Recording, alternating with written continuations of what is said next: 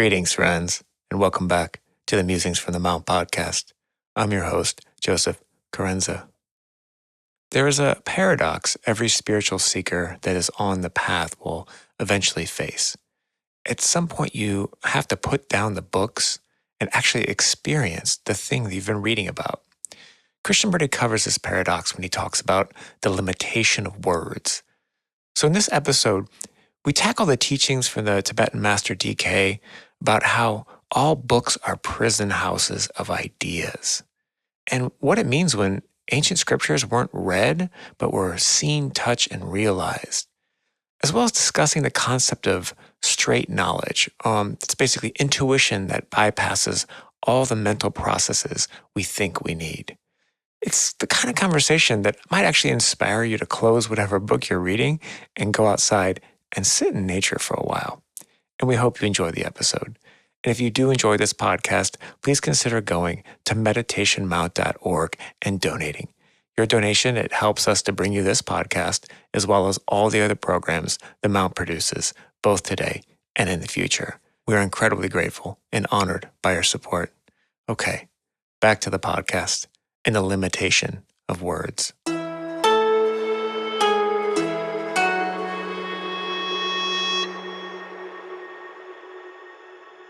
The limitation of words. When we discussed this topic, Michael had just sent me a text, and I happened to be watching a video by Krishnamurti, and he was speaking about, oddly enough, the limitation of words. How in that particular video, he was talking about how anyone on this path, and I'm severely paraphrasing because no one can really do Krishnamurti, but Krishnamurti. There comes a time when you have to put the books down. And you have to leave the sort of intellectual pursuit for even if it's just for a moment, and then just experience the thing, and just how when, one of my little dog is here today as we record because he's an escape artist, but the word DOG, which is interestingly enough is his name, that's not him. He's not the dog. He's not the word. He is the thing that is sitting here by my feet. And there's a big distinction between the printed word and the word made flesh. Mm-hmm. Exactly. If we're going to go back to like a biblical reference. Right. But just like the recipe is not the cake, Exactly. And so it's a lived experience of what the word is seeking to impart. Mm-hmm. And you mentioned Krishnamurti. I remember a really funny story. Not funny for everybody who was there at the time, but there was this lecture advertised, and people showed up and the hall was packed. Krishnamurti comes on stage, looks at the audience and says, "Turn within," and he walked off. And there were people so angry, I want my money back. I didn't get my money's worth. But what he'd given them was gold. Mm-hmm. Turn within. Yeah. Basically, this is time for your inner exploration because that's where the gold is. Mm-hmm. That's where the wisdom is. You got to go get it yourself. Mm-hmm. You can read about it like you read the map.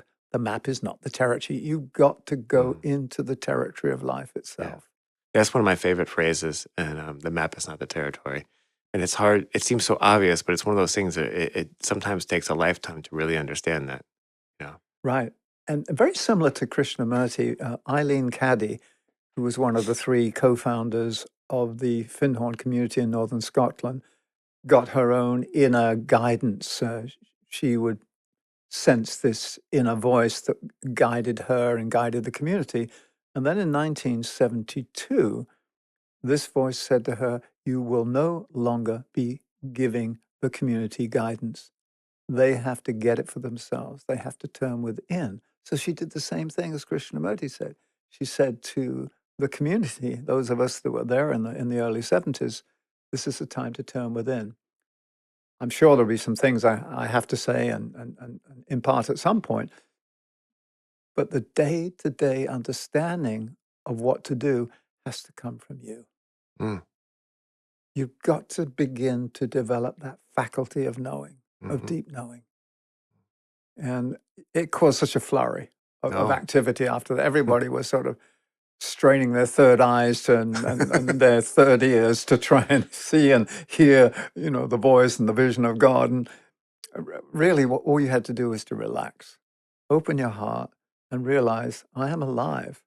and then allow life in and step Mm-hmm. into life. I mean, really, in the end, it's that simple. That's the gateway into knowing, is to engage with life. But Krishnamurti and Eileen Caddy both simply said, turn within. Yeah, I think sort of humorously about I was saying earlier, the amount of university classes you can take on semantics or semiotics, or you could just go sit in a field and touch some grass, but those sort of flash experiences, sometimes the insight into the deeper realms of the universe come in an instant. They come in a eureka moment, and it's usually not from reading a book. Right. So where does this insight come from? That's what Mm-hmm. I'd love to explore, because if Yeah. it's the limitation of words, it means that there is something that is limitless. Mm-hmm. What is the limitless source? Yeah. And we're going to turn to ponder on this again. And we've got about a page and a bit worth of words about the limitation of words that we're going to quote from Yeah. the Master DK. And then there are a few other examples. I know I can draw upon the example of a mentor of mine many years ago whose life was changed in a matter of minutes by some amazing inner experience he had. And he suddenly was the recipient of so much wisdom and knowing that, where did that come from? Mm-hmm. And so we have to look at, how do we open the doors of perception? Mm-hmm. Yeah. Well, do we knock, or do we just go right in? Yeah. Yeah. What's the key code? Yeah. I think I know what the key code is, shall we? Yeah. It's called yes. And then you have to deliver it with the feeling of love. Yeah. You have to say yes. You have to say yes. Yeah. So here's what DK, the Master DK, the Tibetan, said about the limitation of words. In the next century, when a person's equipment is better developed, when a truer meaning of group activity is available, it will be possible to convey more information, but the time is not yet. He's basically saying you don't have the equipment to receive really what I'd love to give you. Yeah. I mean, is that also kind of a statement on, on the iterative version of human evolution? Yeah. You know? Yeah. All that is possible for me is to grope for those feeble words which will somewhat clothe the thought. I mean, he's really milking it. He's here, waxing isn't he? poetic. Yeah. As they clothe it, they limit it. And I am guilty of creating new prisoners who must ultimately be released.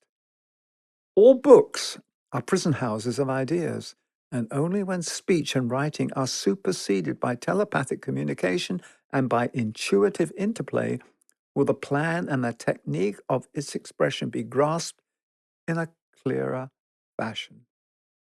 That's an incredibly powerful statement. Yeah.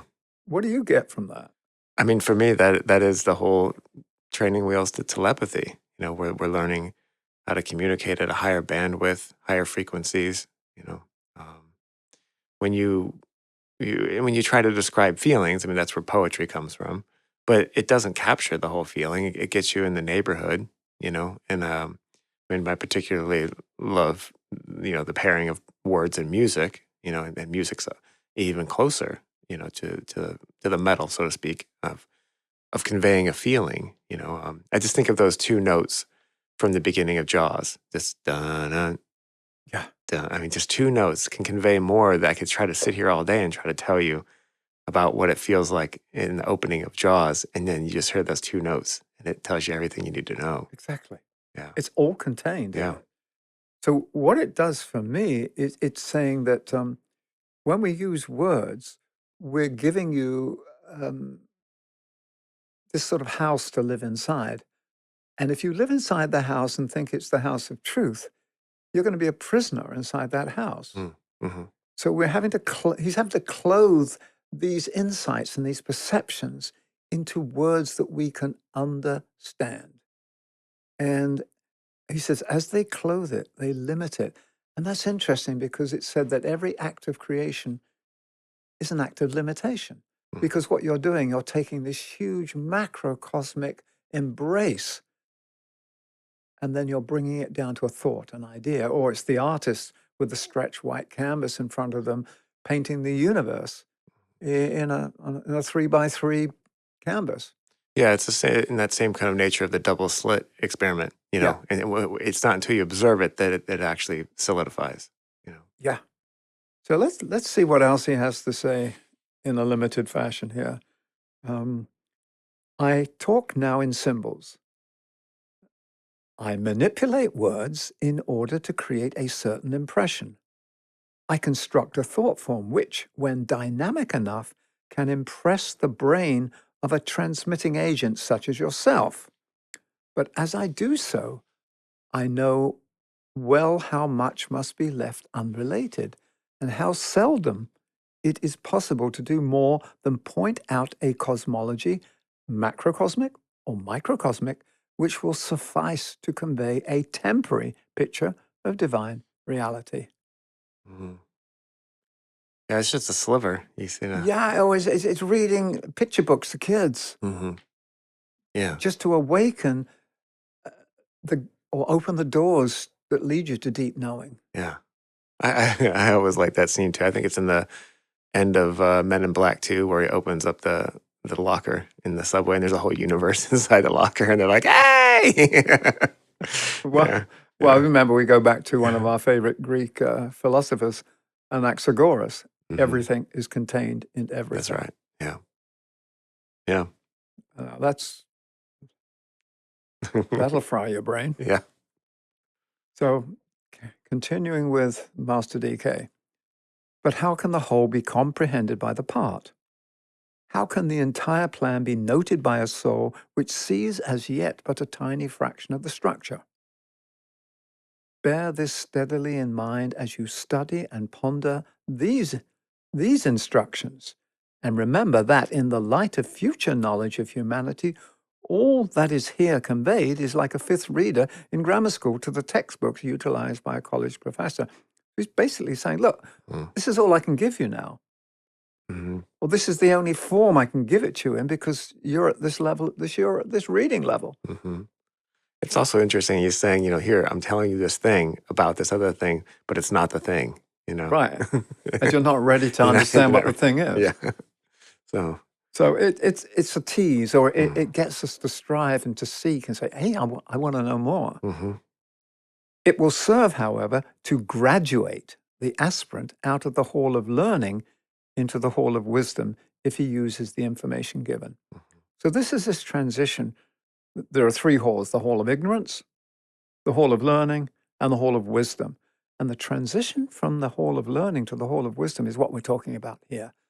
How do we get deep knowing and deep knowledge uh, from places other than the written word, the internet?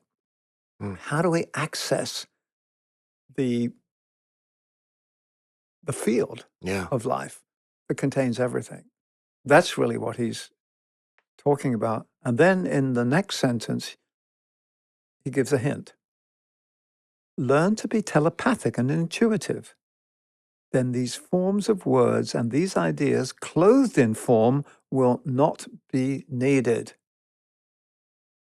You can then stand face to face with the naked truth and live and work in the terrain of ideas and not in the world of forms. this is condensed, beautiful stuff here. It Yeah. is, because he's saying, look, the words are Mm, forms, or they're formulations of ideas. hmm. I'm inviting you to live in the realm of ideas, not in the realm that describes the ideas, but in the realm that is the living idea itself. Hmm. Yeah. That realm's a completely different ball of wax. So, Right. And you don't check it out from the library. yeah. Yeah, it's experiential or potential. So let's see what else he has to say.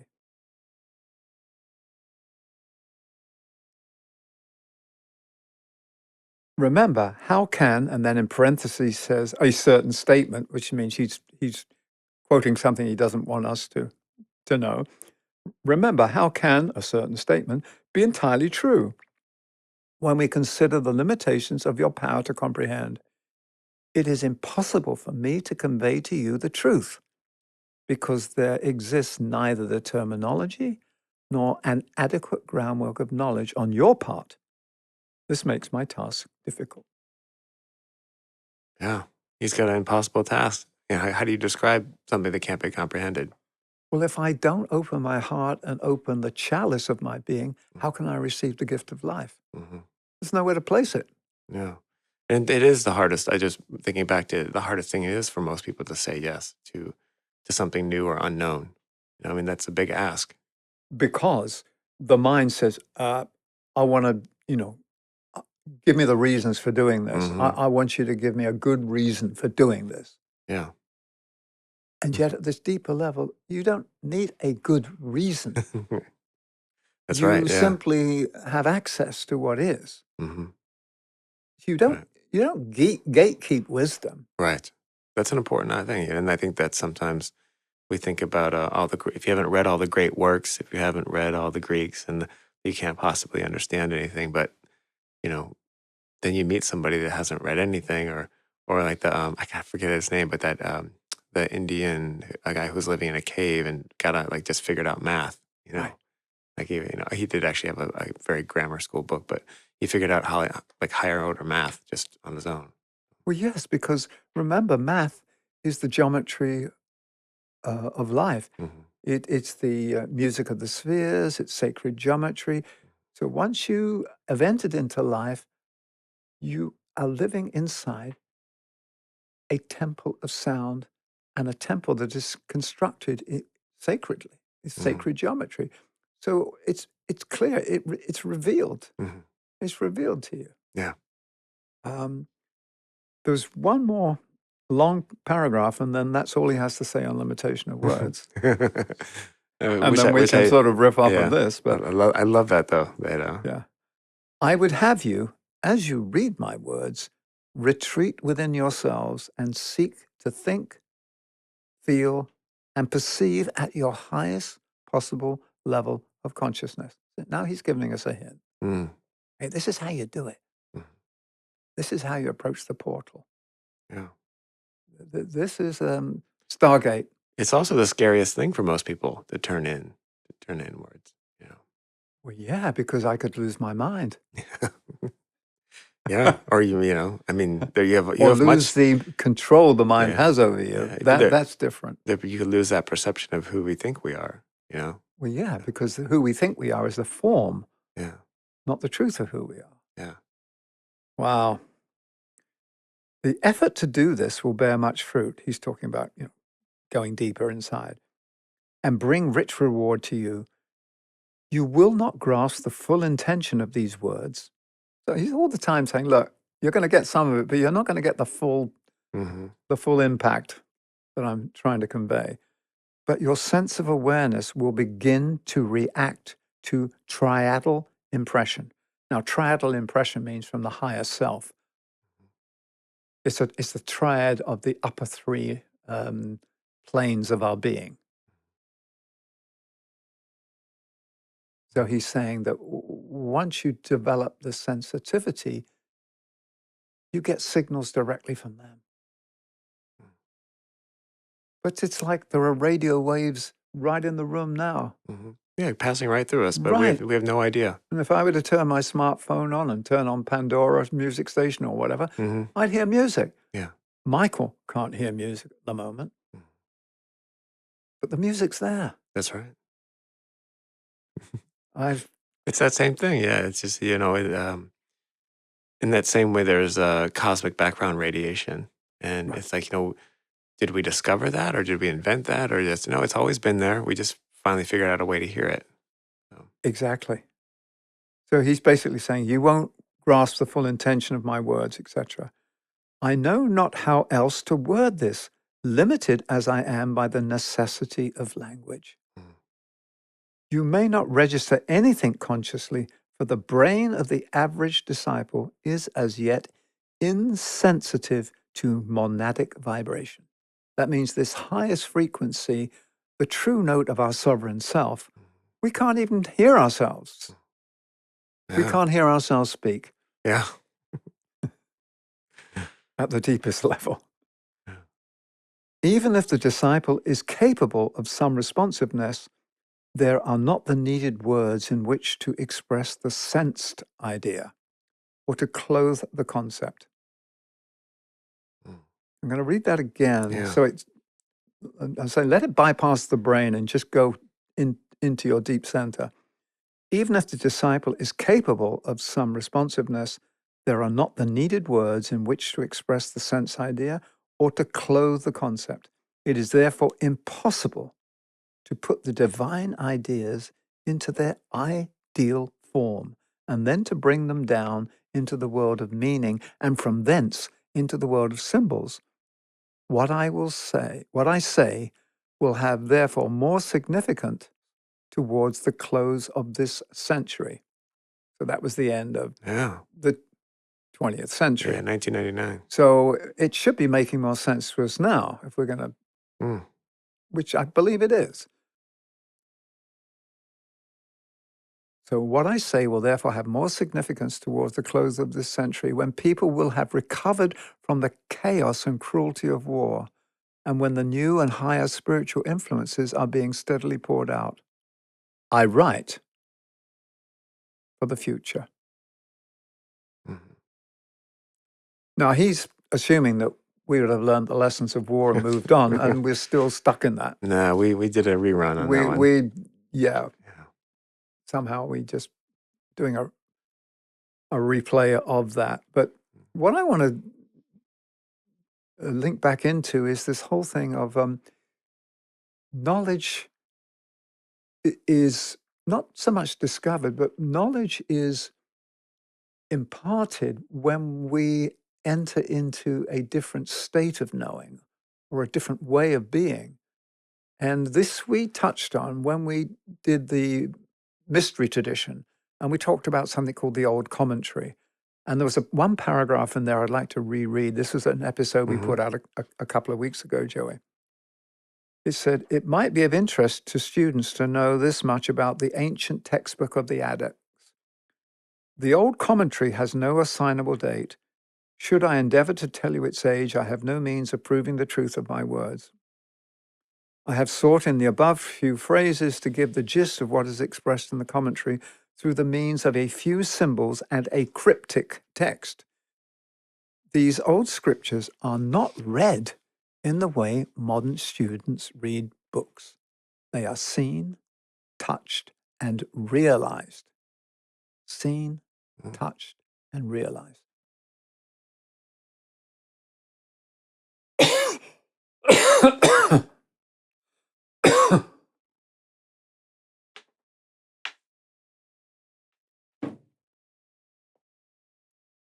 So what does it mean, seen, touched, and realized? He then goes on to say, the meaning is disclosed in a flash. Let me illustrate. The words, and he gives you his understanding of the sentence that's being imparted. The one enunciates the word which drowns the triple sound. He said, well, this understanding is depicted by a shaft of light ending in a symbolic word in gold, superimposed over three symbols in black, rose, and green. Thus are the secrets guarded with care. So nothing was written down. Mm. Remember, Yeah. everything before was an oral tradition. Mm-hmm. The shaman, the priest, the wise woman of the tribe, Sure. the wise elder of the tribe, when the child was ready, would impart something, give Mhm. them what was pertinent for their next step. Yeah. Now we want it all, and we want it now. That's true. It was passed out Yeah. before for very good reasons, Yeah.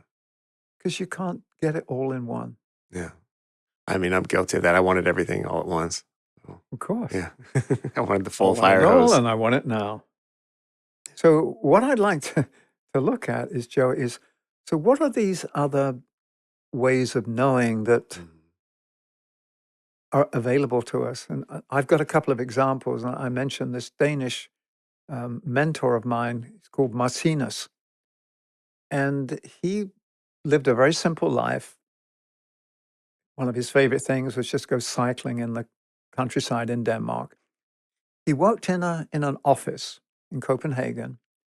And the person sitting on the desk across from him belonged to the local Theosophical Society. Mm. And this guy was trying to sort of introduce Martinus into spiritual things. And And he said, well, would you like to meditate? And Martina said, well, I'm not sure. He said, well, let's try this. Here's a way. He said, look, um, put a scarf around your eyes, blindfold you, and then just in the darkness, and just be quiet, and then see what happens. And Martina said, okay, you know, no harm in that, I guess. Yeah. So he put the scarf around his eyes. He sat quietly in the dark. And then in this utter darkness, there was a pinpoint of light in the distance. And then it started to come closer and closer to him. And as it got nearer, he saw that it was a figure, this brilliant, luminous, radiant figure. And as it got even closer, it resembled the image of the Christ. And then it swallowed him up. He went into it, it went into him, and suddenly he was transported into golden realms. And he was shown the story of creation, and he was shown how everything is, the truth of what is. And this lasted about 20 minutes. And he came back and was not the same person again. And in the ensuing years, he wrote books and books of what he saw, images, symbols. He wrote a story, it's called The Book of Life. And this happened in a matter of minutes through this one experience. But he was, I think, pure enough in heart and pure enough of intent to open the doors of perception Mm. and to step into it. And he was a very humble person. He was a very funny person. He had a great sense of humor. And yet, he was the recipient of a deep understanding of the cosmos, where, as 20 minutes earlier, he was a clerk in an office. Yeah. Sitting there, after a lunch break. Mm-hmm. These are like aha moments. These aha moments that happen. Mhm. And I'm just wondering, have you bumped into people, or have you your own experiences Yeah, of I these mean, aha moments, Joey? I've been chasing those aha moments my whole life. I can't seem to stumble into them.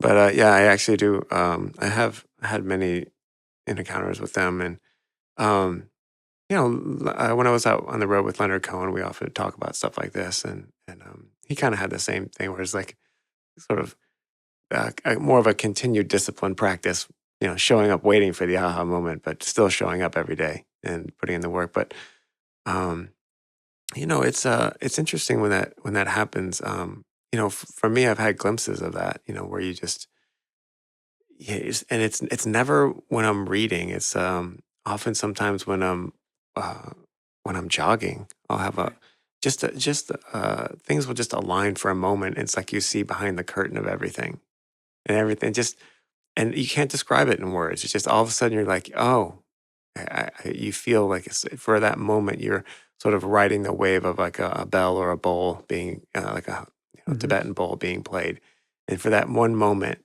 everything you're just like, oh, I get it. Thank you. I can relate to that. In fact, I used to go for morning runs every day, Mhm. and I'd come back, and I'd have to I was all sweaty, and I'd get a pen and a paper, and I would have a download of insights. Mhm. And I wasn't thinking about having insights. Mhm. It was because I was in the flow. Yeah. I would do my rhythmic breathing. I would pay attention to my form, how my body was relaxed and at the same time upright and moving forward. And I get into a zone, and then suddenly something would enter because the space was there for it to enter. Mhm. I wasn't thinking about it, Right. because sometimes thinking about something blocks the entrance. Hmm. Yeah. Yeah. I think I go back to that double slit experiment. Yeah. When you're focused on the two slits, that's the only place you see the particles. But if you look away, it opens back up again. Right. So, Right. yeah. And I had wow, wow, this is my first experience, and it happened somewhere between 13 and 15 months. Mm. I know it was in that time period because I was standing up at that time, so I was, older than 12 months, and we moved house when just before I was 18 months old. So what happened is that my mother and I were at home, and she was doing some baking, and she wanted to keep an eye on me, so she brought this cot, this like a playpen into the kitchen and put me inside it so that I wouldn't get into trouble. And I can remember standing up, holding onto the bars, watching her go about baking bread. Mhm. And there was this big reddish orange container on the counter that was, I didn't know what it was, but it was baking soda, Mm. baking powder. And on the container was a picture of a container of baking powder. And on that image at the center was another image of a tin of baking powder. Right. And then all of a sudden, these things lined up, and I had this incredible rush. And I understood lives within lives within lives within lives. Mhm. Now, my mind wasn't developed, my brain wasn't developed. I had no way of reasoning or talking or doing anything. But that impression, that insight stayed with me ever since. And I use that, the whole idea of a nested universe of lives. This is, for me, it's not something I've just read in a book. That was my first aha this time around. Mhm. And at 13 or 14 months or whatever it was. But for some reason, everything was lined up for that to happen. Mhm. And it informed me deeply because ever since then, I knew there was always more to life. Right. So I could never be satisfied. Ooh. It always led me to something new. That's which I'm That's still doing. yeah. There's a row. Yeah. There's always. So that for me was a very powerful experience. And it's always told me then that study is important. Mm. Study is how you gather, if you like, inspiration that's been handed down. But the real understanding comes from what DK said, develop telepathy and intuition. Mhm. So in the Agni Yoga tradition, intuition is called straight knowledge. That means you go straight to the source and it sources you. Mhm. Yeah. And then it also talks about in the future, we will be in direct communion with life. Mm. So what does direct communion mean? That's a good question because it sounds awful lot like the Matrix. It does. when Neo downloads all the information, he's in the dojo. You Wh- know. wh- the- exactly. Load the jump program. Yeah. Load the jump program.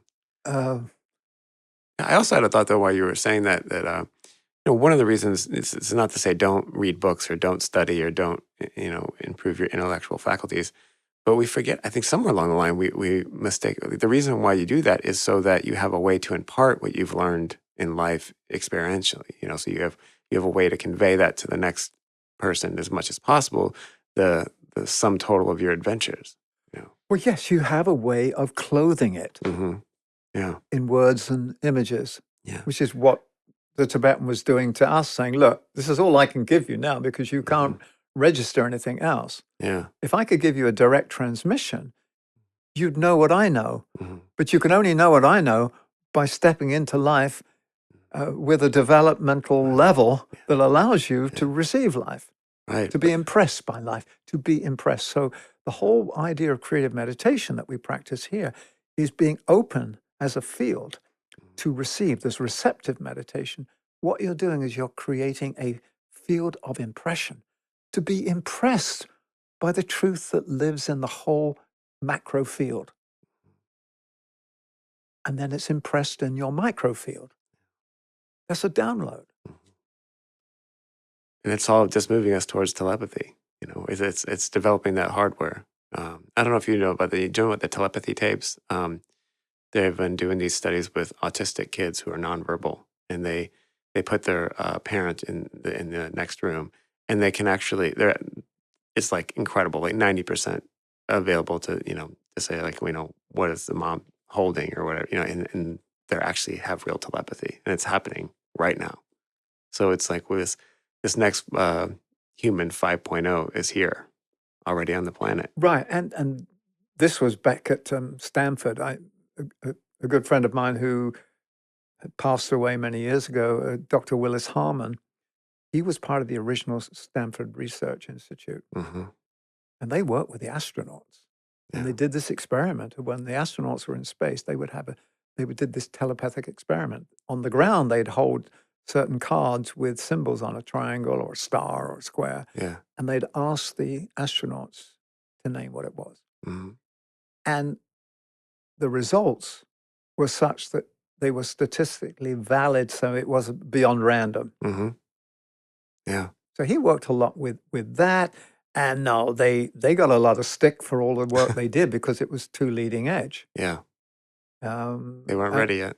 Well, and also I remember I did a TED talk many years ago on my experiences at Findhorn with working with the angels and working with the subtle realms. So it was called Communicating with the Subtle Realms of Nature.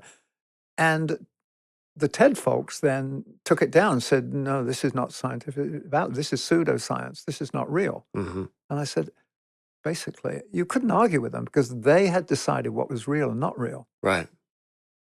And I thought that very interesting. Very they interesting. should do that. Well, there's a lot of people invested in making sure that we don't leave this particular plane. Well, and also Rupert Sheldrake. Yeah. He's a scientist. He's works with the natural sciences as well. And he did a lot of experiments. But you'd appreciate this one. He would register when dogs would pick up that their human was coming home. Yeah. And then he could pick, and he did that. Yeah. And he did experiments with pigeons. And so he showed that dogs and pigeons and other animals and birds had this ability to, if you like, register vibration over distance. Mm-hmm. And he published that. And then he wrote a book. And when the book came out, the Nature Journal wrote an op-ed, this book should be banned or burnt. Right. This book should be burnt. And so he used that as a quote on the back of his book. But what I'm saying is that when you get to the leading edge, when you are saying knowledge is beyond the mind, then you open up into what the Agni Yoga teaching is saying is, look, it's the heart. We're not talking about the sentimental heart. We're recording this on Valentine's Day, by the way. So we're not talking about the sentimental heart.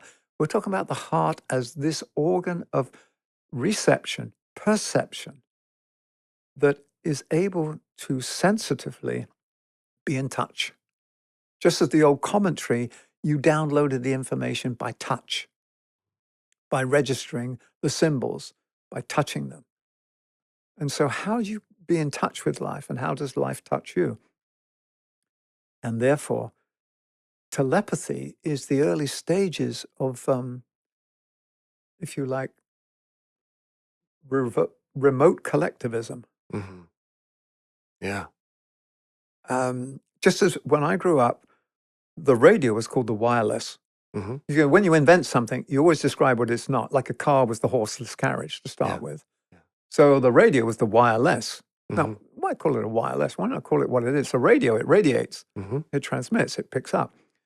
And in the same way, what we are learning is that we are all interconnected at this deep electronic level.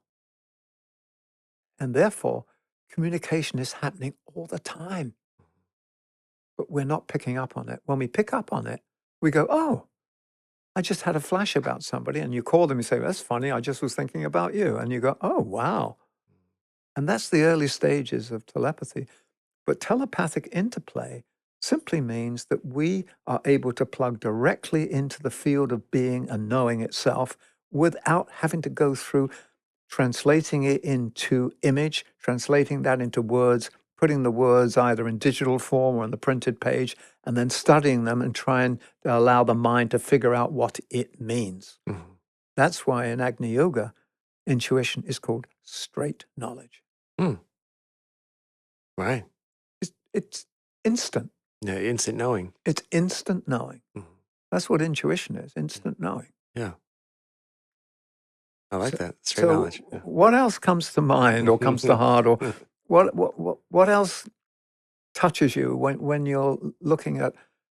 So how do we go forward? Because we've always used the mind as the great sort of searchlight for truth. Well, I was just thinking about when you were just talking about the wireless, how we sometimes become obsessed with the thing and not the transmission. Like, I think about my iPhone, and we become obsessed with these little boxes and not the fact that the knowledge is out there already in the air. It's just the way this is just the way we're currently pulling it down. And I just think about that, how it must have been for the first time that you got your own radio, and like you turn this box on, and all of a sudden sound comes out of it. But the sound was still coming through before. It's just you just didn't have a way to hear it. Well, back in the 60s and 70s, when I was out traveling around the world, I always carry with me the smallest possible shortwave radio or world band radio that I could find, Yeah. because I just loved listening to everything from around the world. Mm-hmm. Yeah. And now I've got an app on my phone with a globe, a map of the globe on it, Yeah. and I can click on any point on the globe, and it will give me the radio stations that are broadcasting from that part of the globe. It's incredible. Pretty amazing. I can go and get Moroccan music now. I can get music from Yeah. from Japan, from Italy, it's just right there. Yeah. And all I do is put my cursor over a map and click. Pretty cool. Yeah, that's pretty cool. Yeah, the first time I ever used like a world radio was wild. You just because you turn, all of a sudden you're like, whoa, this is on the other side of the globe. It's pretty wild. But it's interesting because what you pointed out, Joey, that everything is always transmitting. It's just that we don't have the receivers. Mm-hmm. I go back to the work at Findhorn with the experiment between the devas or the angels, the intelligence of nature, the forces of nature, and the humans. There was this triangle, and it had different dimensions to it. But it started when Peter Caddy, who was one of the founders, asked another one of the co-founders, Dorothy McLean, "Hey, Dorothy, you meditate a lot. Can you get us some insights into what we should do in the garden?" Mm. And she thought, "Well, what shall I do?" And she thought, "Well, what's my favorite sort of flower, or what's my favorite plant?" It was the sweet pea. Now, the sweet pea is a legume, but it has this wonderful, beautiful colored flower and an incredible fragrance. So she said, "Okay, I'll just ask my friend the sweet pea." And then she just did that, went into meditation, asked the sweet pea, and guess what? She got a response. The response came through loud and clear to her saying, "Hey, great, yeah, we can help. What do you need?" And then over the years, she would tune into the overlighting presence of, whether it's lettuce or whatever it was, or all the trees. And they were basically weren't giving her a gardening manual. They were basically saying, "Hey, this is what's needed for us to grow. This is what's needed for life to show up on Earth. Why don't you help out?" Mm. And we did it that way. And then the other one I've mentioned, R. Ogilvy Crombie, Rock. He was connected with the Findhorn Foundation or the Findhorn community. He lived in Edinburgh. He was a trained musician and a magician. And he had this ability to be able to work at distance. So he would keep an eye on Findhorn, which was several hundred miles to the north. And he would pick up on his inner radar if something was sort of trying to get through the perimeter fence. Yeah. But one of the things that he did, he had this sensitivity to nature because he went through a big illness. And he was told that the best way to heal from this illness was to go and lie on the ground in nature and absorb the healing energies of the earth. Mm. And he did this for a couple of years, and it sensitized him to nature. He became absorbed. Yeah. And he allowed nature into him, and the nature allowed him to be part of it, which he already was, but he didn't realize it. Yeah. And so he had this deep connection. And then he realized he had this ability to communicate with the nature beings. Not of they weren't physical, but he had like a lot of people in Scotland, he had second sight. Mm. So he could see the fairies and the gnomes. And if you go to Scotland, it's not uncommon that people have this. In fact, it usually skips a generation, it's handed down. So when you talk about second sight and this kind of experience in places like Scotland, it's not crazy. Mm. People know it. It's it's for real. But anyway, he was in the botanical gardens in Edinburgh, and suddenly he saw this being, and he said, "My God, that looks like a Greek faun out of mythology." And this being, and it came in front of him and stared at him, and he basically said, "Oh, hello." And the faun said, "Oh, you can see me?" He said, "Yeah, sure, I can see you." He went, "Wow, humans don't normally see us." And so they got into this conversation. He said, basically, "Want to come back and have some tea in my place?" So this being followed him home, and when he got home, now Rock had about 10,000 books in his library. He had an incredibly um, comprehensive library, and this being who said his name was Kurmos said, "What are all those?" And he said, "Books. What are they for?" "Well, they're for knowledge, for wisdom. If you want to know something," he says, "well, why can't you just know by asking? That's what we do." So they had access Hmm. to all the knowing. And that was like a big, big aha.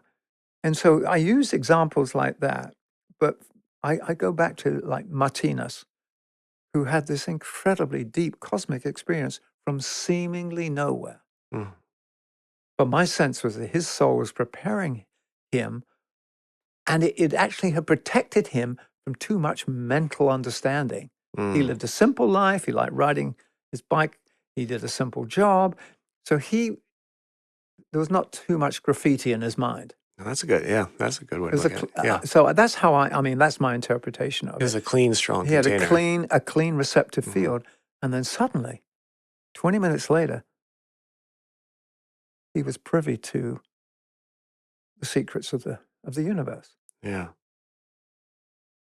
And they're amazing. They're amazing symbols. And it's a beautiful story. And when you compare it to, say, the theosophical teachings, it lines up. Yeah, it But he does. didn't know that. He had not read a spiritual book, and that was the whole point, to show that you don't. So people couldn't say, "Well, that's Yeah. because you read this before and you studied this." No, his first encounter was his co-worker, who was a theosophist who invited him to meditate. Yeah. So, I find that that's pretty interesting is that the uniformity in these kinds of revelations, that they really do line up. Um, and I think we're finding that more and more as more people become interested in this field and this and as spiritual sort of wisdom sort of makes its way to people and they're having their own experiences, how they do line up. well, earlier you used the word training wheels, the Hmm. trainer wheels. Well, Sure. Roberto Assagioli, who we always mention and we always say he was the inspiration behind Meditation Mountain, he was also the founder of the spiritual psychology psychosynthesis. One of his techniques in psychosynthesis is acting as if. Right. Act as if you have courage. Hmm. Act as if you are wise and loving, Hmm. because you're practicing it. Right. And then I see the as if as the trainer wheels, Hmm. or Yeah. at least the if. Right. So what you do at some point, you take away the if and you act as love, Right. not as if. Yeah, that's a You good, act yeah. as, and Yeah. then you step into it, Hmm. and it steps into you. Right. So when you take off the trainer wheels, you're free. Hmm. You're cycling. Yeah. I like that. I like that better than fake it till you make it because just because of the, here we are talking about words, but you're not if you're acting as if you're not faking it because you're still doing that activity. You're still doing that motion. Well, it's another derivation of practice makes perfect. Sure. Yeah. Yeah, fake it till you make it. That was a hippie phrase. It was cool to say that. Yeah. Yeah. It means that, hey, I Yeah. don't have to really do anything. Mhm. I just have to pretend, and Yeah. then Well, they use that in the entertainment business a lot because no one knows anything. In the entertainment business, everyone's faking everything. So just pretend like you know what you're doing. so Yeah, do actors pretend that they're acting? that's a good question. Yeah, I think that's a mistake people make a lot about actors is that if an actor is really really good, you forget that somebody else wrote the lines, somebody else sewed the costume, somebody else did the lighting, somebody else used the camera, and somebody else said action. Well, because they're embodying it. Yeah. It's the living word. I'm going back Mhm. to Daniel Day-Lewis Yeah. and some of his roles, Yeah. which Amazing. were Amazing. absolutely incredible. You Yeah. forget that, oh no, Yeah. this is Lincoln I'm listening to. Yeah. Yeah. or Yeah. the And gangs of New yeah, York, or right. it's like Yeah. because what they brought something to life, Mm-hmm. and that's what we're talking about today. How do we bring things to life without having to quote all the time? That's a good question. Um, yeah, that is one thing I do like. Just speaking about actors for a minute, is that it is the universe at play, and we forget about play sometimes.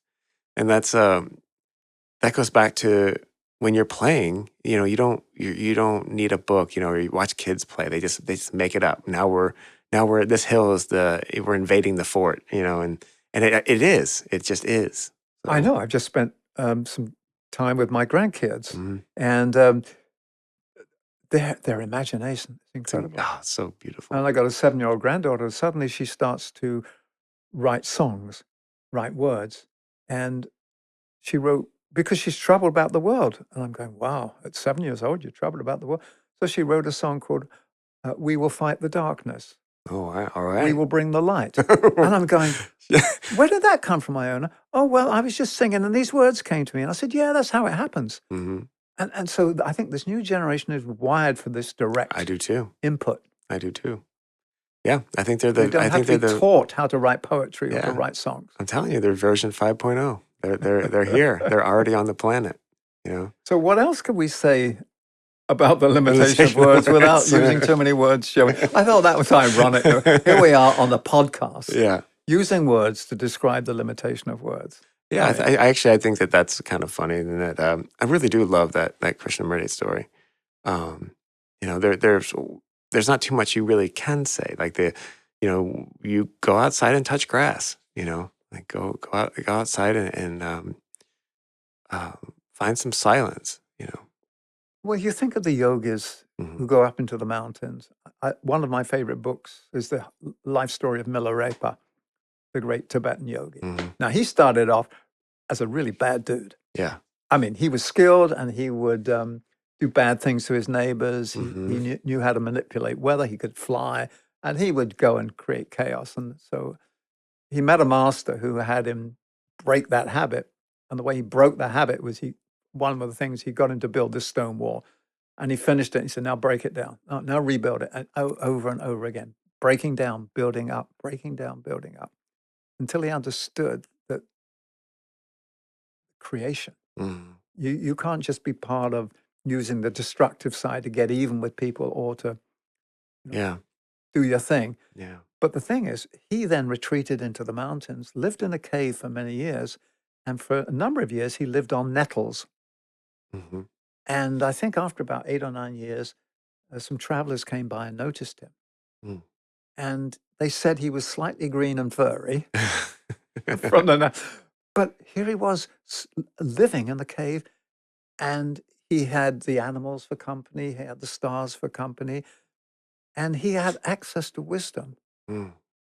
because he was in touch with life. It's like the people that go into the forest, live in a forest, you become so much at one with nature that you don't know where you begin and nature begins, or you end, and where nature ends, because we are part of nature. And when you allow yourself to be immersed and absorbed, you don't lose yourself, you find your place. Mm.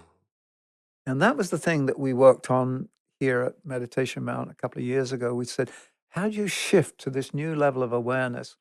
How does a human being move from self-centeredness to thinking of the good of the whole? And then the good of the whole is not just the species. How do you then move to what we call a Gaian consciousness? And we basically said a human being tends to live on the earth, walk around on top of the earth looking for truth. A Gaian lives as the earth. A human being lives on the earth, a Gaian lives as the earth. And as you live as the earth, you access all that the earth is. Its storehouse of wisdom, its beauty, its knowledge, its potential. And then you hear the call of its destiny and you respond to it. So what we mistakenly are looking for, I think before, is this knowledge. It's like a treasure hunt. When I get knowledge, I will be brighter than other people. No, it's the other way around. When I get this knowledge, I will become part of something greater than myself. I will enter into life. So isn't the quest for treasure that I can hoard? So the quest for knowledge, you don't hoard knowledge and suddenly become wiser than somebody else. Wisdom is the wise application of knowledge in service of the common good. So I think all of this, Joey, is telling us, don't use the instrument of the mind as your search engine. Use it to make sense of things, yes, but the true sensor that we've been given is the open, receptive heart, not the sentimental heart. And Agni Yoga talks about this all the time. Imagine that each of us have been given a core operating system of the universe in microcosmic version, and it lives inside of us as the heart.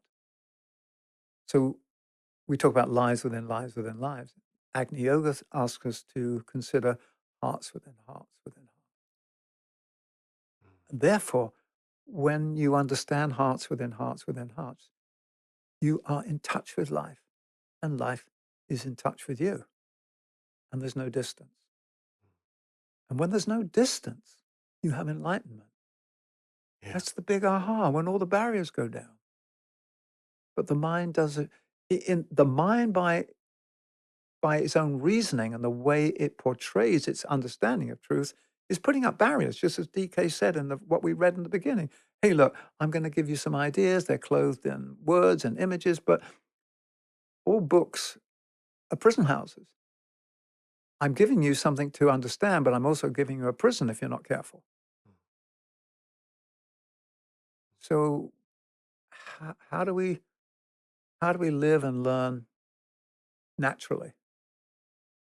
And therefore, for me, it's placing the mind inside the heart. And it's being open to engage fully in life. Yeah.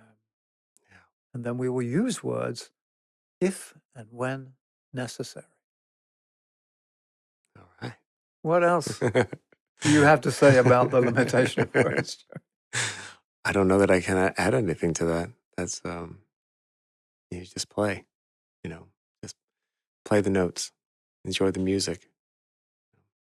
Exactly. Yeah. Yeah. Yeah. I'm just sort of grinning at the using words to describe the limitation of words. Which is Yeah. exactly what the Tibetan was saying. Yeah. I'm going to explain something to you, but in my explaining, Yeah. it may further imprison you until you're Yeah. liberated. Mhm. It's that thing where, you just, especially when you see like a young person and you know that they have so much to experience, and you don't want to burden them with too much. You don't want to color their experience. You want to kind of show them the guardrails a little bit, but sometimes, especially when you look at your own life, you just jumped right over those guardrails and went head first. And that's when I learned the most, Exactly. Exactly. you know. There are some books. I'll close with one book. Okay. Eileen Caddy, said one of the co-founders of Findhorn. I got very close to her when I was there, and she gave me a little present. It was a book about 3 inches by 2 inches, Mm-hmm. a black book. Mm-hmm. It called The Impersonal Life. And you opened it up and it said, "Finally, I've got in touch with you. I've been trying all different ways to get in touch with you. I am you." Yeah. It was like, oh, okay. Mm. It was like a wake-up call. No, you're not reading about life. You are life. Yeah. You are the I am, Mm-hmm. a fractal of the big I am. That's right. So that was a beautiful gift, because it didn't give me knowledge. It gave me an insight, an opening. Mm-hmm. Yeah. And that was the first page. I love that. Okay. That and don't panic. Absolutely. Well, All thank right. you, Joey. All I right. think we've used sufficient words to describe the limitation of words. Limitation of words. All right. All right. Thank you, Michael. That was beautiful. Thanks, Okay. Joey.